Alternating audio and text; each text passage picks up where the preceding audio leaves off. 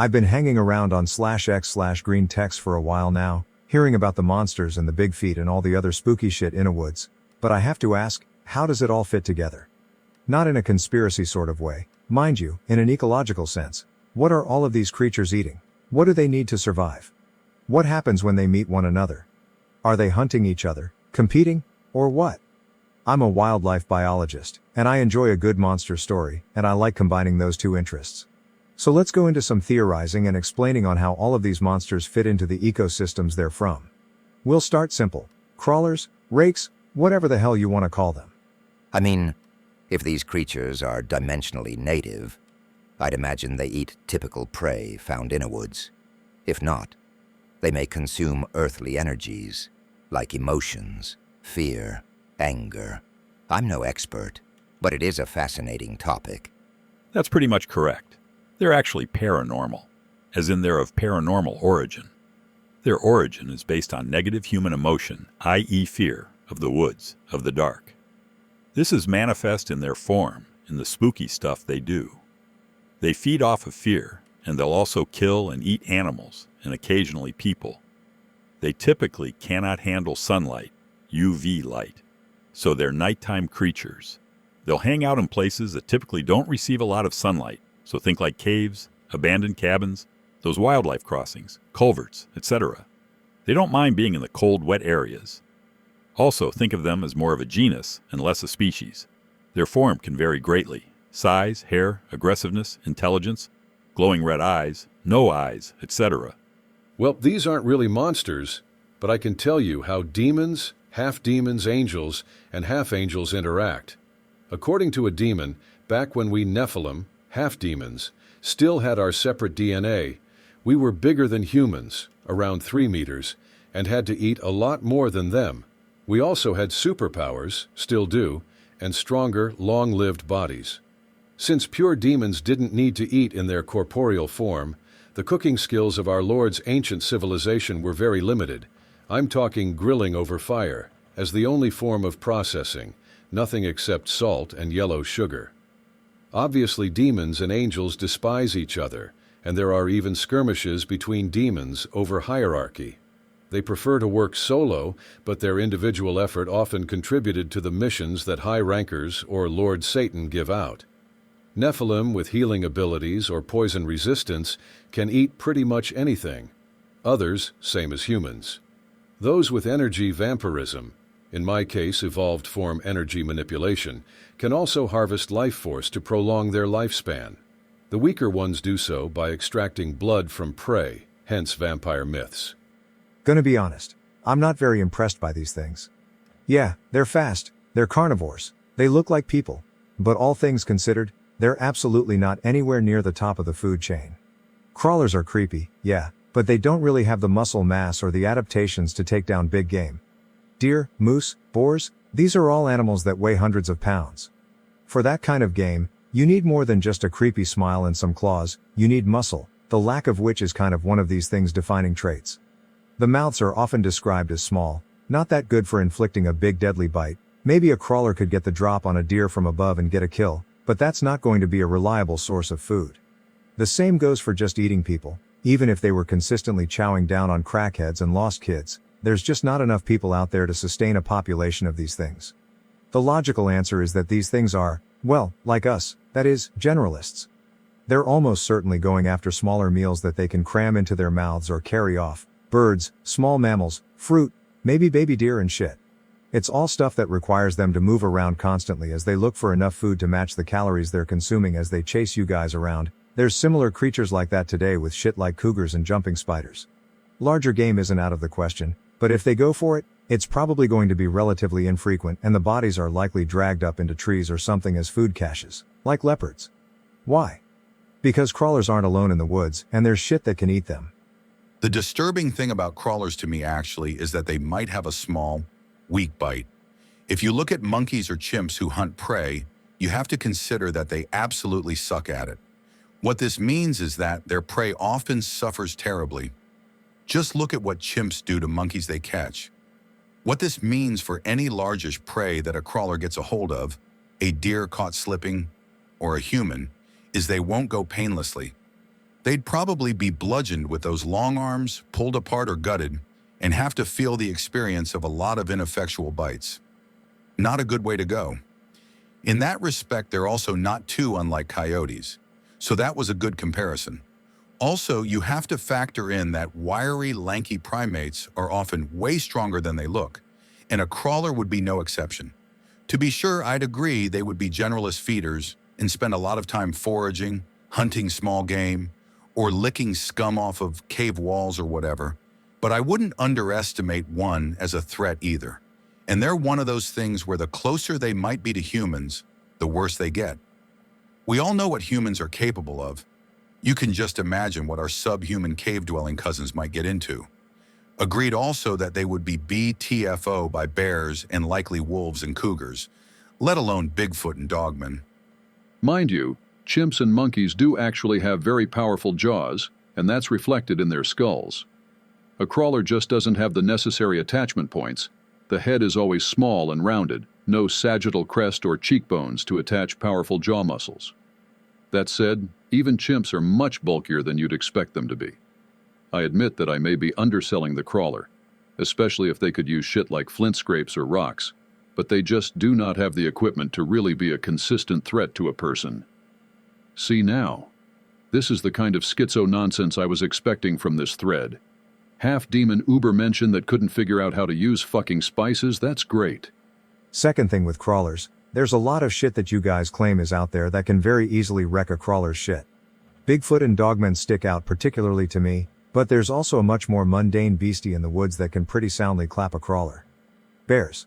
I'm sorry, but there is no goddamn way that one of these chicken-legged, rail-thin, 120 pounds tops motherfuckers is going to come out on top against a full-grown bear. These things are solid blocks of muscle, fur and fuck you. A crawler just can't going to match that. But it's not predation that I'm thinking about with bears, it's competition. Bears are going to be eating the same stuff a crawler's eating, and they're big enough that they can just wait out leaner times with built-up fat deposits. But most importantly, they can handle the cold.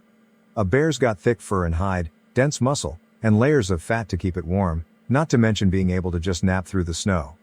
Crawlers. They don't really have anything to keep from turning into ass-naked popsicles. They're going to need to find shelter from the snow, and that's going to put them into further competition with bears. So how do we solve this problem? The crawlers seem up shit creek without a paddle. Until you remember two things. 1. Crawlers are climbers. That means that they can make use of caves much more so than bears. And what do you know? Major hotspots of crawler activity coincide with areas like the Appalachians and the Sierra Nevada mountains, spots where there's tons of caves and tunnels. People go missing in these spots all the time, eaten by the hungry earth. But a crawler could navigate these tunnels easily, feeding on the carrion and keeping itself hidden throughout harsher seasons without worrying about a grizzly rocking its shit. Which brings me to the other factor, namely, the fact that we wiped out most of the big predators of North America. And filled the woods with homes for them. Abandoned buildings, crack dens, mine shafts, basements, hunting blinds, garden sheds. We've crammed the goddamn woods full of places where a crawler could hide from the worst of the weather, while simultaneously providing them with more food that they know they can easily access on a regular basis. Pets, chicken coops, garbage dumps, food waste, even shit like fruit orchards and crop fields and the stuff that gets tossed out from there for not being good enough for consumers. It's all stuff that could very easily feed generalist creatures like crawlers, and they're absolutely smart enough to figure that out, especially given that they don't seem afraid of people. What's more, we've also handily wiped out most of their major predators and competitors. Bears and wolves and cougars used to spread from coast to coast, but now they're reduced to just a handful of spots. It's the same process that led to coyotes conquering the continent, and honestly, those animals seem to be a pretty good model for the crawler. They're not unkillable super monsters, they're coyotes that happen to be shaped like people. Admittedly, this is the main bulk of my thinking on this. From here on out, a lot of my notes are going to be a bit less in-depth. If you guys have more critters you want me to look over, I'd be happy to. Of course, there's also the question. What the fuck are all of these things eating? That's a bit complicated. Until relatively recently, North America had an absolute shitload of big prey items and equally big predators: horses, camels, mastodons, mammoths, saber-toothed cats, lions, mega condors, all sorts of shit. Problem is, most of these prehistoric animals would have also been able to wipe the floor with Innawoods shit, while at the same time preventing a lot of their preferred habitat from taking hold. Huge animals curate the forests that they live in, bulldozing young trees and undergrowth. Given that most Ice Age megafauna are gone, and big feet and dogmen aren't, it's a pretty safe bet that they weren't eating these big animals. Predators are dependent upon their prey, which makes them particularly vulnerable to extinctions. That's not to say that these megafauna aren't gone though. There's plenty of megafauna reports from Canada, as well as a critter that you lot have proposed, the gorp. General consensus is that these things are ground sloths, and honestly, there's a pretty solid argument to be made for it being out there.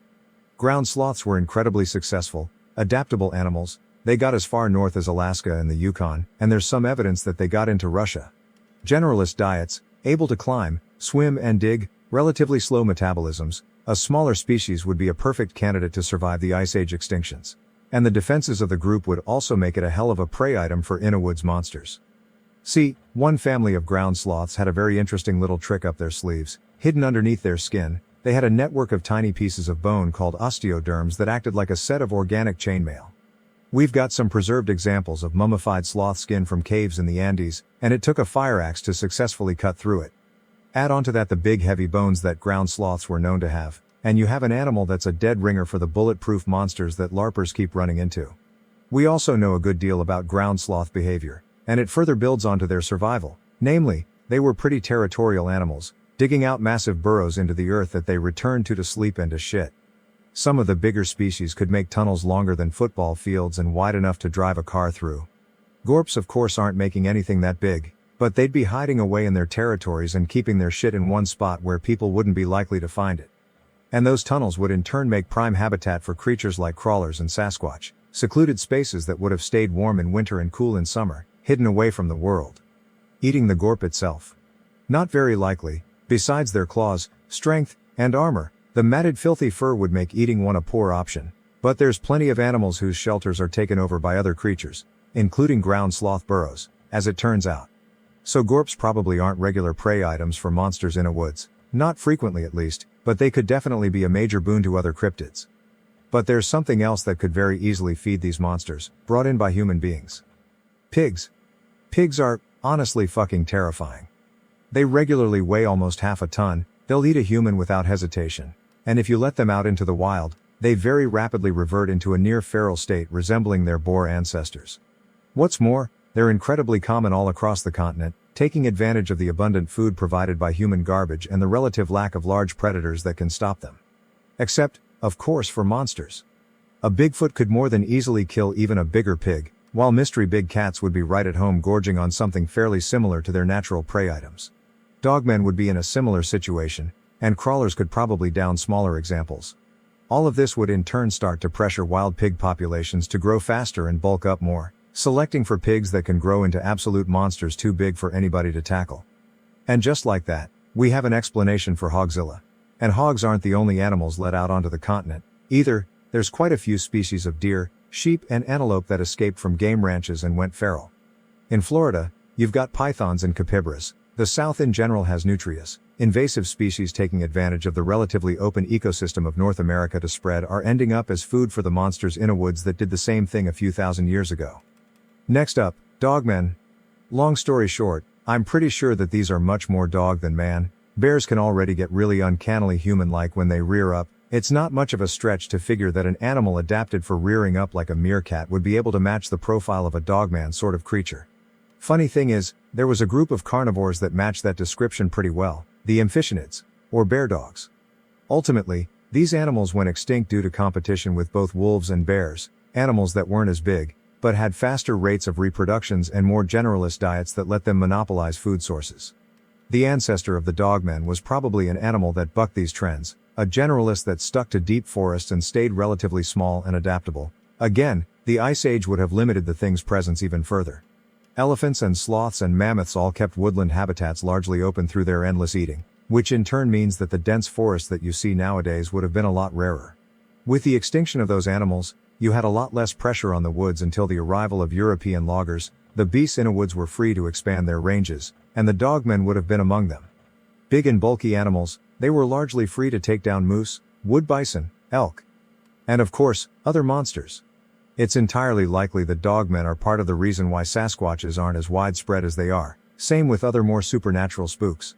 You see something similar in tigers, who actively hunt wolves and bears in Siberia. Likewise, big cats will actively hunt other predators whenever they get the chance. Funny thing is, there was a group of carnivores that matched that description pretty well. The amphibianids, or bear dogs. I swear I've read reports of weird dog-like animals with long, feline-style tails.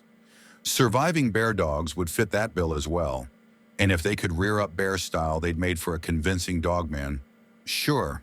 Again, if we assume all these things are real, I could see dogmen oscillate between either being a predator of or dangerous competitor to Bigfoot, and that these two would sort of exist in their own league where they are each the only real threat to the other. Exactly what I was thinking. Of course, there are some weirder, bigger cryptids out there that would rank even higher on the food chain. Ever heard of the Partridge Creek monster? That's the Arctic Ceratosaurus, right? Isn't that from a work of fiction? Fun to think about, though. I'd agree that any living big theropods would sit at the absolute top of any food chain with mammals, known or otherwise.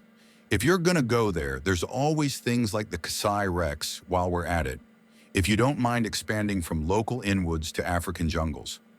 I would think something like that, if it existed, would be more likely to be a surviving land croc of some sort.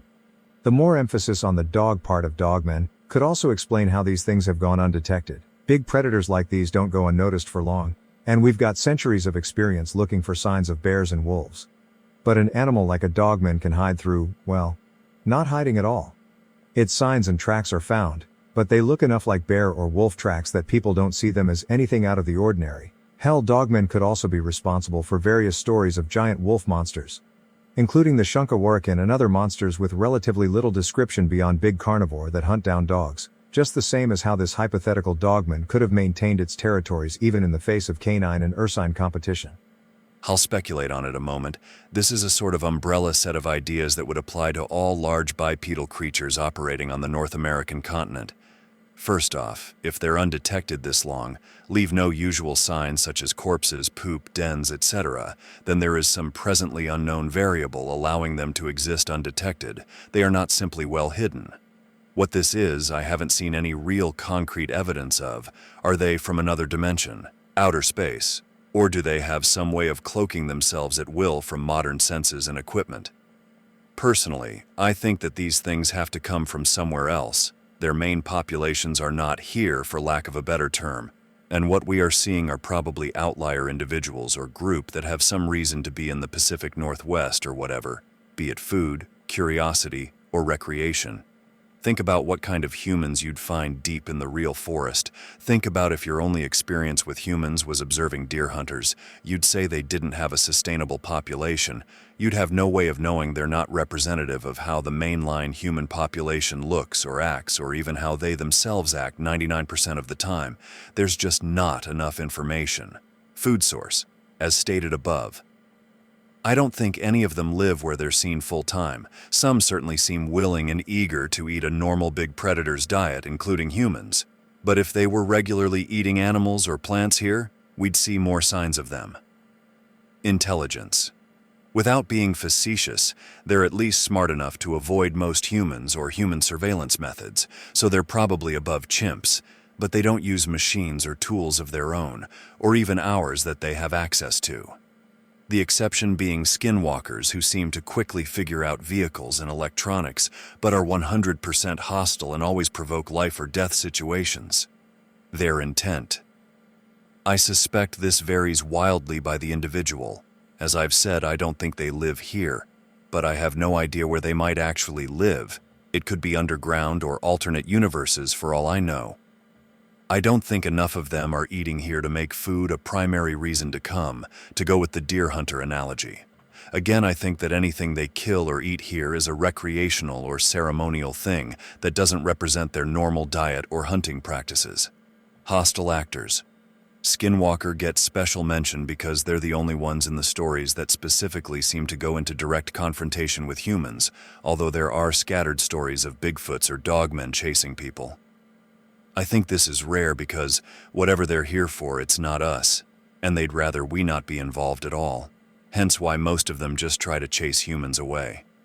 Skinwalkers probably need us for reproduction or cultural reasons or something. Because if you had the option of eating anything, humans are a poor choice of prey. Like even polar bears rarely survive a real attempt to kill humans, shapeshifting is an edge, but not enough of one to make humans a viable long-term food source. It's likely that even in these scariest of Innawoods creatures, human prey is a rarity. There's also something to be said about the fact that those fuckers are the only ones whose stories are all about attacking people, because their stories are more often than not being made up to scare people. Cryptids, by their very nature, can't really do much to attack humans in the stories that get told about them, because that gives it away. If someone supposedly dies to a monster attack, that's something that can be pretty easily verified, and usually leads to a posse of hunters sweeping the area and determining that there's nothing there at all. Walkers, on the other hand, are dropped into a community that tends to actively believe that weird shit's out there, and makes little effort to actually verify shit. There's less burden of proof for /x/stories, so the monsters in them can get away with a lot more.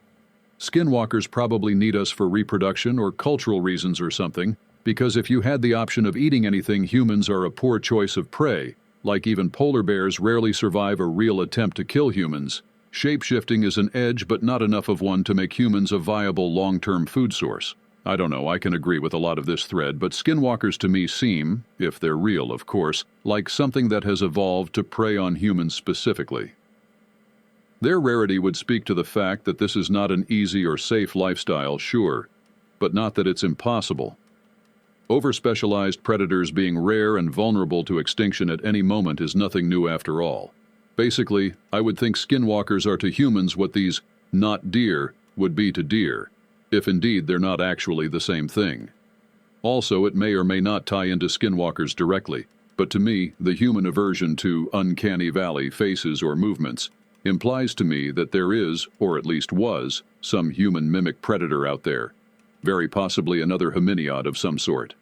The usual explanation that it's some sort of aversion to corpses doesn't track for me. Corpses do not move around jerkily or have eyes spaced slightly wrong, for example. If we're going to write it all off as not real, then the only real cryptids are coelacanth and the extinct, but not really extinct eastern cougar. Greentext about skinwalkers used to be a lot tamer and ended with everyone alive and with no evidence of an attack. Then they kinda got wild over the years, and read more like a Resident Evil plot these days. Regardless, hearing weird voices in the woods mimicking you is pretty common. There's a crow that calls me racial slurs in the woods behind my house, for example, but there's nothing supernatural about him. I 100% believe there was a human mimic predator at some point, but it probably died out as we got a little smarter. There are also a lot of diseases that make you twitchy and irrational, rabies being the most notable but far from the only one. Next up, not deer. Honestly, there's already plenty of weird fucked up diseases that affect deer that could pretty handily explain these things. Happens when you evolve to flirt by way of domesticated bone cancers, but that's not nearly as fun of an explanation. As such, we'll be treated not deer as they're described, a creature that mimics deer species in order to hunt. First thing to note with this, there's quite a few options for what exactly a not deer is eating. Deer already can and will eat small animals, and mimicking one would allow this predator to go after not only small game that wouldn't be scared off by what looks like a normal deer, but stuff like coyotes, badgers, hell, with some of the size estimates I've seen with not deer, I wouldn't be surprised if they could go after shit like cougars or turkeys. Other deer wouldn't be off the menu either. A not deer could use its disguise to lure in horny bucks that see them as either mates or as rivals, depending on whether the not deer has antlers grown in at the time. However, I wouldn't rule out the possibility that they might be eating some plant matter as well. Forwards-facing eyes aren't actually that big of a factor in determining if an animal's a predator. There was a goat with forward-facing eyes alive until a few hundred years ago, and crocodiles certainly don't have that kind of eye setup either. Second note, there's perhaps a distinction to be made about whether or not this is creature that mimics deer specifically, or if it's a general shapeshifter. I know that some stories about crawlers have them be capable of shape-shifting, but what if it's the other way around? Rather than a crawler that can turn into other things, what if it's just a shape that's regularly adopted because it's faster and more maneuverable than the base form, while the not deer is used for stealthier movement? Oh shit, I never actually talked about devil monkeys, let's fix that. There's actually some precedent for primates in North America. The last native one died out just 30 million years ago. It's entirely possible that some weird fuckers developed that lingered on Innawoods, only to expand their range along with the rest of the monsters they live alongside when dense forests started to get more common. I'd even make the argument that they could be behind a number of vaguely similar critters across the continent, giant monkey monsters in Appalachia and Canada aside. There's also the hypothesis that the goatman's a weird giant monkey. I'd wager that it's entirely possible that crawlers are specimens of devil monkey suffering from mange, but like with not deer, that's not exactly a fun answer.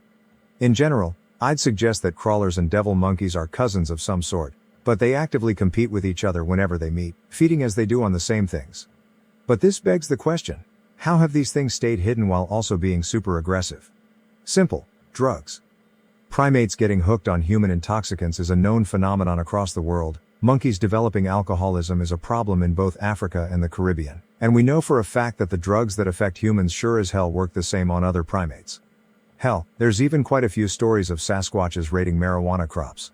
For the devil monkeys, a lot of the major interactions that they have with humans are going to be folks trying to do shit in the woods that they don't want anyone knowing about. Cults, breakaway communities, moonshine operations, weed farms, and of course meth labs.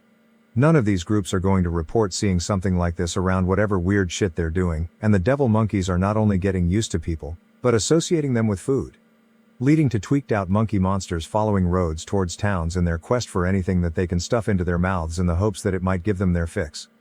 I'm throwing pearls before swine here, LOL.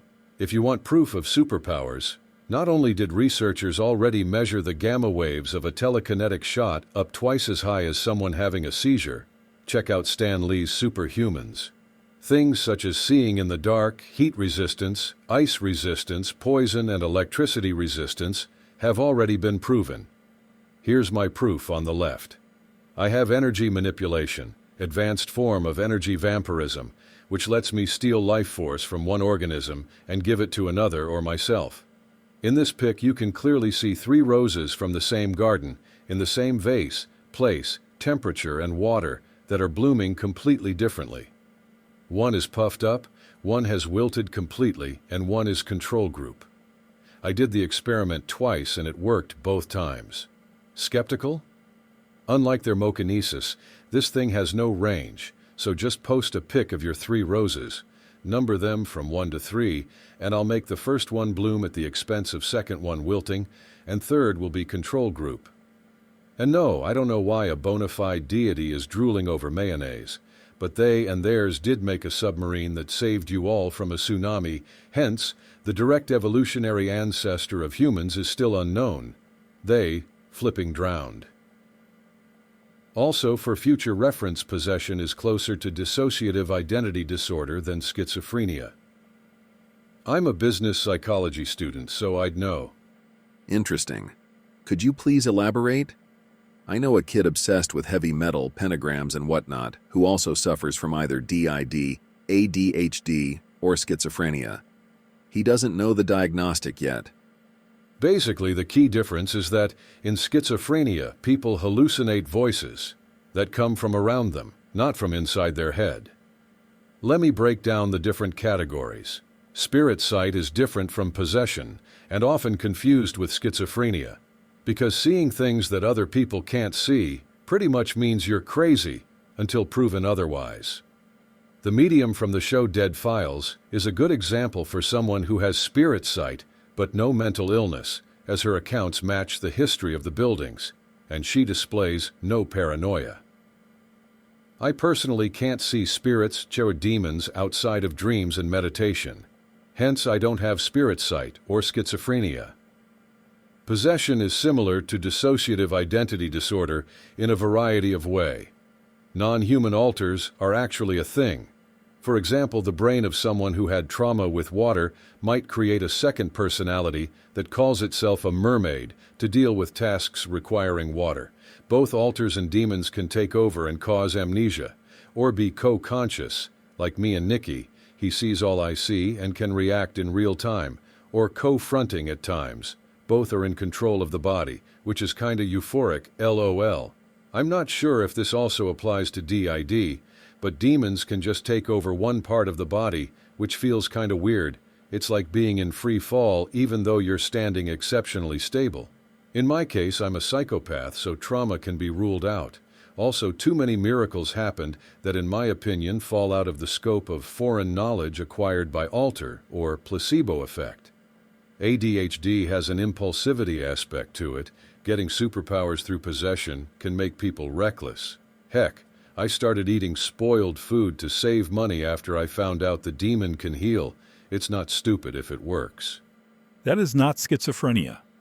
I have been diagnosed with schizoaffective disorder for about 5 years. My mother has been diagnosed with schizophrenia for over 20. Very little of having schizophrenia involves hearing voices, let alone outwardly. You could even have done a basic fucking Google search to see that most people with schizophrenia do not hear voices, internal or external. Schizophrenia is an issue with interpreting reality when it comes down to it. There are also many different ways in which this manifests within people. If you ever actually met anyone with this mental disorder, you'd realize how retarded you look right now. Stop pulling shit out of your ass and get a fucking job.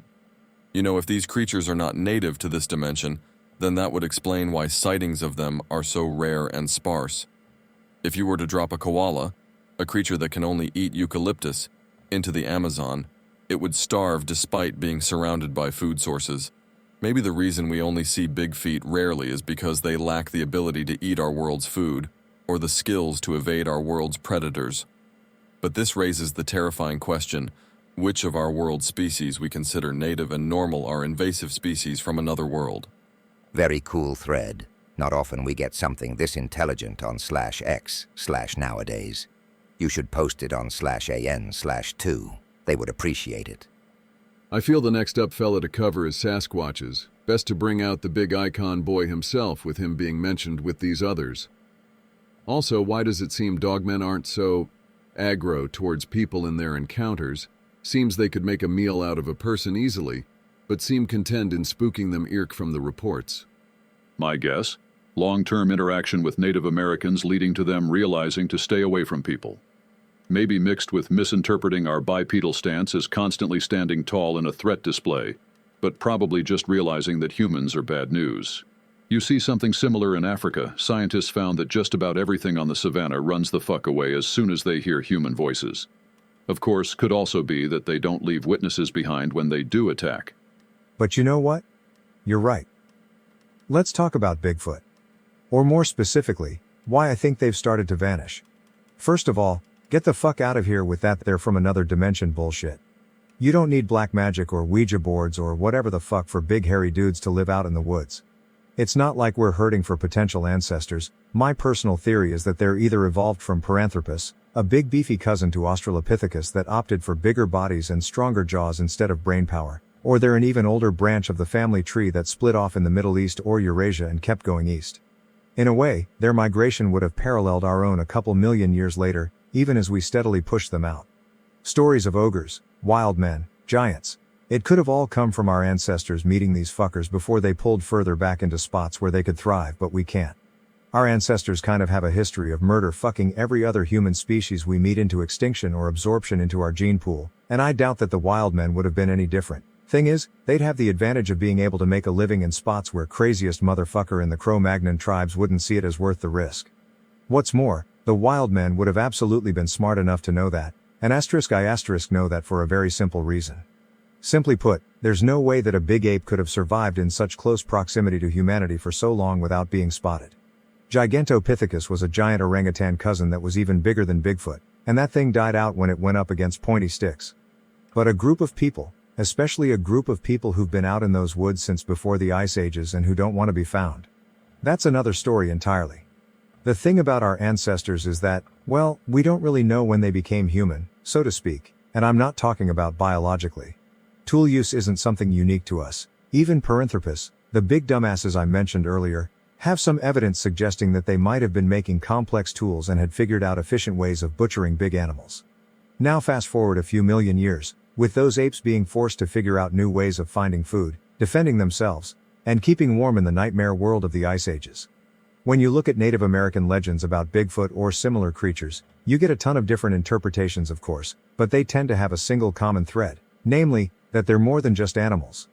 You get giants that make armor by smearing mud and stones onto their skin, baby-eating rape ogres, But you also get stories that boil down to those guys who lived over on the other side of the mountains and smoked a bowl with our ancestors. They just happened to be big and hairy. It's the same sort of spectrum of perspectives you get when one culture is mythologizing another. And when you look at the reports, you see more of the same. One that always sticks with me is this report from the Pacific Northwest, where a group of Sasquatch were seen gathering kelp from the beach, not eating it on the spot, but dragging it inland. Kelp's really useful for making things, including medicines. You don't see animals collecting medicine and saving it for later instead of just eating that shit on the spot. A troop of big apes? Yeah, those are going to be spotted soon enough. Apes are smart, but they're apes. They leave nests, they leave tracks, they leave their shit and they're dead. But people? People can learn to sneak around. People can cover their tracks and clean up after they're done doing whatever. People can make camouflage and bury their dead. Congratulations, OP. You made the best thread on /x/ right now. What's your take on big black cats sighted in places like Texas, Florida, or the UK? I mean, sure, they could just be misidentified large house cats or maybe escaped exotic pets, but is there a plausible explanation for them otherwise? My first thought is that they're likely escaped exotics. There's a frankly, terrifyingly large number of big cats in the U.S. that some rando just has in his backyard. The easy answer is that enough regularly escape to give rise to regular sightings. That said, black cougars have been theorized to exist for a long while, so that could also be a potential explanation. Oh, trust me, owls would absolutely go for crawlers. Owls are cats in bird form, which means that they exist doubly in active spite against God. If they can lift it, they'll hunt it. Goddamn beautiful thread, OP. I am enjoying it a lot. Here's a thought for you to ponder. Where the hell is the giant mustelid? Every family of animals has its giants. Moose and Irish elk for deer, the bison, bears are almost a canine, cats have the Siberian tiger. So where is the mustelid? Because mustelids are by far the strongest and smartest little critters around, the big one has to exist at some point in history, or even now. Currently the biggest is the wolverine, which is by no means small in its behavior and strength, but it's only the size of a border collie. There has to be a big one out there, and it has to be incredibly intelligent and strong. Possible counterpoint. Maybe there's no giant mustelid because they're all such vicious little bastards and so strong already that there was no selective pressure for them to get much bigger. Being big can be expensive, and right now they have most of the benefits already, with none of the drawbacks. Oh shit, wait. Otters are mustelids, right? Well, we have giant otters still today, but there were much bigger ones in the fossil record. Reminds me of those water panther reports I read about in old cryptozoology books as a kid. Yeah, they are mega strong, but I still think there must have been one that was bigger. Or there still is. Perhaps their arc was not to grow huge, but just extremely intelligent. There's also stories from New Zealand, where I love of the Waitereka, which is like an otter. Not very big though, but definitely interesting. None of these cryptids are natural. If it looks like a hybrid, then it was likely created by the Type 2 civilization that we are nested inside of. Most of the monsters and cryptids people see today were created during the war in heaven or cosmic battle for the solar system. The asteroid belt is evidence of the doomsday weaponry used in this war that destroyed an entire planet. The echoes of this trauma find expression in certain fiction, i.e., the Death Star from Star Wars. Dogman, not the government lab-created Dogman, was one of the demon dogs, hybrid monster, bred by Tiamat, Queen of Monsters, for war against the Anunnaki in the cosmic battle for this solar system. Same for Bigfoot. Enkidu, for example, is a Sasquatch. They are both Frankenstein hybrid genetic freak lab experiments mixed with Terran hominid DNA. Dogman and Sasquatch have telepathic ability. It is actually more unnatural not to have telepathic ability, but ours has been deliberately suppressed by the agents of this simulation/metakiv. So we think it is supernatural. Also, the raker crawlers, tall, lanky creatures, are simply the feral devolved human and human hybrid survivors from the previous civilization wiped out by the Younger Dryas impact. Most of these survivors spread across the globe and formed new civilizations known to the archaeological record. But some of these survivors got isolated and went underground and devolved into these emaciated feral people. The movie Descent is based on these creatures. Most fiction, even from imagination, is almost always based on something real. Partly because of Freemasons controlling what makes it into culture, but also because this seems to be how the universe works. When people tell stories, they tap into the unconscious/Akashic archives. Nothing new under the sun and so on. Not sure why it works this way, but it do. Anyway, 13,000 years of selection pressure created a divergent species that look like monsters and live underground. People also see these mountain trolls much larger than Bigfoot, very rare cryptid, 10 to 12 feet tall, and much less hominid in appearance. Not sure what those are. Surviving giant ground sloth? Possible, but they look closer to some kind of mountain troll. J.R.R. Tolkien was not writing fiction when he created Arda. He was describing the conditions on Earth during the last glacial period before the Younger Dryas comet impact, a time when giants and monstrous megafauna roamed Earth. He was writing real history disguised as fiction, taken from the secret library at Oxford that only elites had access to. Think Weralinda, but the stuff never released to the public. He was one of the only people who could read and translate some of these ancient Norse and Finnish texts. This is why he claims in interviews that Middle-earth was a real place, and his books are not allegory or fiction. Silmarillion describes the war in heaven, or the ancient cosmic battle that happened in this solar system. Gnomes/dwarves are an advanced ultra-terrestrial civilization that occupies parallel interpenetrating dimensions. Same with elves. Then there are the breakaway Germans, normal humans with field propulsion tech. They live underground and probably escaped into the past. It gets confusing from here because there are also these alleged ET Nordics. But my personal theory is that all these humanoid-looking extraterrestrials all originate from some meta-civilization that exists fifth-dimensionally and seeded life across time and space, which is why the apparent aliens look like us. Warp space, warp time. UFOs are time machines. Therefore, UFOs are agents of the simulation/meta-civilization. Field propulsion research is always suppressed because of these agents. Also, the rake or crawlers, tall, lanky creatures, are simply the feral devolved human and human hybrid survivors from the previous civilization wiped out by the Younger Dryas impact. I could agree this bit. They'd seem likely to just be feral subhumans driven underground, literally. All the cosmic battle/hybrid stuff. It's a little too out there for me. I'm not entirely discounting the possibilities, though. But to me, it just makes this world and its inhabitants seem more interesting if they're all part of the same natural heritage as all our known species, ourselves included. Now, the Tolkien bit is interesting. I've read hints about this here before. I've also heard of these mountain giants, so who the fuck knows? We live on a very ancient and interesting planet. All the cosmic battle/hybrid stuff, it's a little too out there for me. I get that. But there is mounting evidence now for the Younger Dryas impact, and if you accept that, then you have to ask if there may be some truth to the global myths and legends all describing a flood that wiped out advanced civilization. So-called gods who look like men arrived from the sea, Oans, or sky bearing the gifts of civilization after each calamity. Nordic-looking men, same appearance as eyewitness descriptions of modern UFO occupants, who wield magic, technology, and offer knowledge that kickstarts civilization. High prevalence of UFO sightings emerging from water. Connect the dots. Every culture has these myths and figures. These gods are emissaries of the meta-civilization that is at war with itself, a change war across space and time. For whatever reason, Earth is the prize and at the center of this conflict. It all begins and ends here, like some giant Ouroboros strange loop.